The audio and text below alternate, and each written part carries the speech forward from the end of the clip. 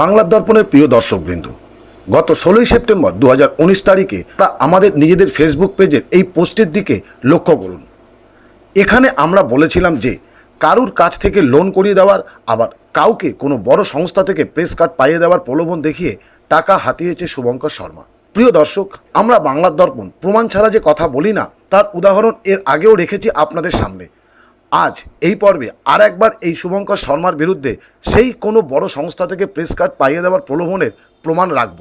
16ই September 2019 তারিখে করা আমাদের নিজেদের ফেসবুক পেজের পোস্টটিতে আমরা বলেছিলাম যে সবার টাকা ফিরিয়ে না দিলে আমরা বিস্তারিত নিয়ে আমাদের খবরে দেখাবো। আজ এই পর্বে সেই বিস্তারিত দেখানোর পালা। প্রথমে দেখুন টাকা চেয়ে এক পাওনাদার এই শুভঙ্করের কাছে কিভাবে আকুতি জানাচ্ছেন, আর তার বিনিময়ে শুভঙ্করের ফেরত দেওয়ার মিথ্যা আশ্বাসের একটি প্রমাণ।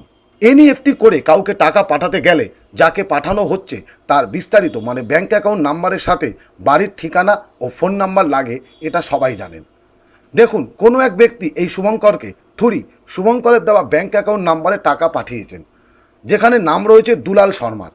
হ্যাঁ, এই দুলাল শর্মা হলেন শুভঙ্করের বাবা, আর ফোন নাম্বারটি ওনারই। তার প্রমাণ এই ট্রু কলার, যেখানে স্পষ্ট দেখা যাচ্ছে দুলাল শর্মার নাম। তাহলে কি ছেলের সাথে বাবাও যুক্ত? দর্শকবৃন্দ, আমরা জানি না, কারণ ফর্মে দেওয়া নাম্বারে বারবার যোগাযোগ করা হলেও প্রতিবার অপর প্রান্ত থেকে ভেসে এসেছে যে নাম্বারটি এখন ব্যস্ত।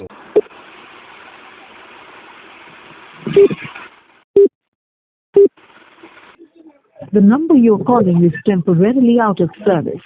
Please try later. আপনি যে নম্বরটিতে কল করছেন সেটি সাময়িকভাবে পরিষেবার বাইরে আছে। অনুগ্রহ করে পুনরায় চেষ্টা করুন।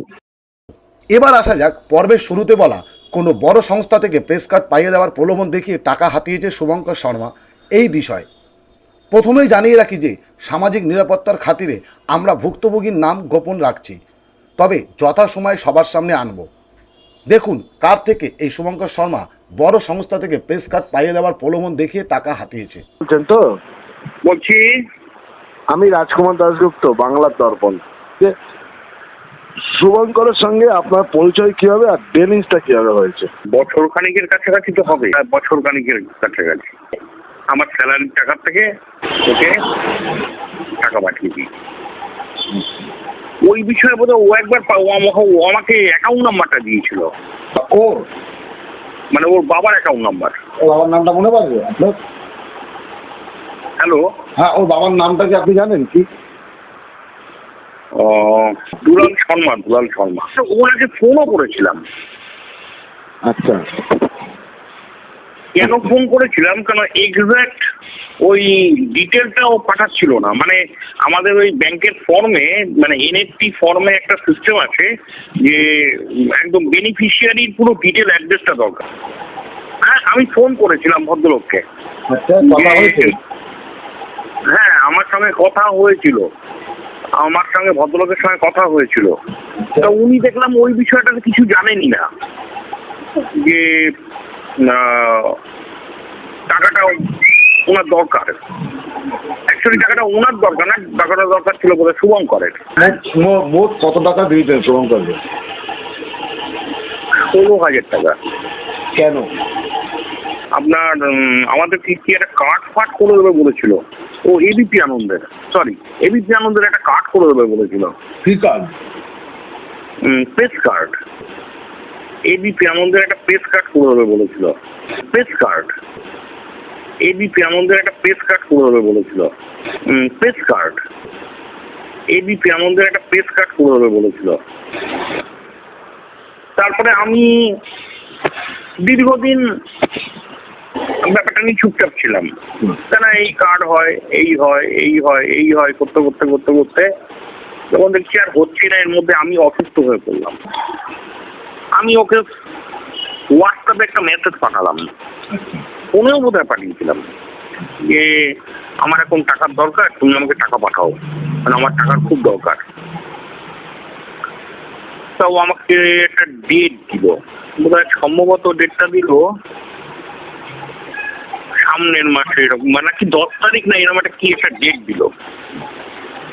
তারপরে আবার আমি ওকে হোয়াটসঅ্যাপে মেসেজ করলাম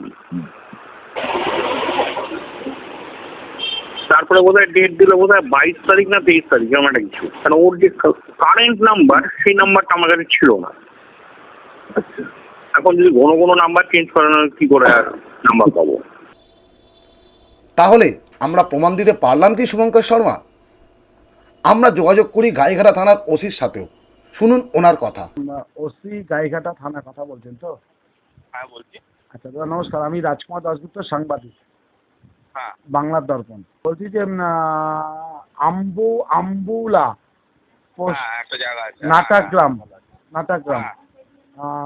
নিয়ার আমরা সবাই ক্লাব, হ্যাঁ এই জায়গাতে থাকে হচ্ছে দুলাল শর্মা, তার ছেলে শুভঙ্কর শর্মা।